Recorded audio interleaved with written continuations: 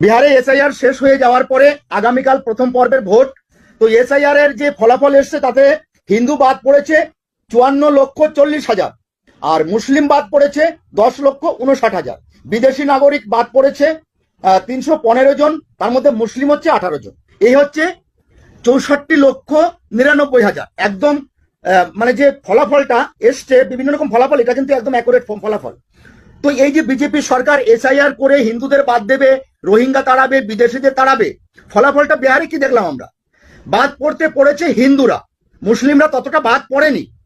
তো পশ্চিমবাংলার ক্ষেত্রে একই অবস্থা হবে, বাদ পড়বে হিন্দুরা। হিন্দু দরদি সরকার, হিন্দুদের সরকার, এরা হিন্দুদেরকে যদি মারতে না পারে, হিন্দুদেরকে যদি বিপদে না ফেলতে পারে, তাহলে এদের হিন্দুত্ব চলবে না, হিন্দুত্ব সরকার চলবে না।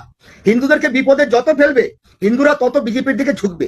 হিন্দুদেরকে মেরে, হিন্দুদেরকে বিপদে ফেলে সেই দোষটা মুসলমানদের উপর দেবে, মানে মুসলমানদের নাম করে হিন্দুদের ভয় দেখিয়ে হিন্দুদের কাছ থেকে ভোট লুটার যে একটা পরিকল্পনা বিজেপির, এটাই হচ্ছে বিজেপির রাজনৈতিক চাল।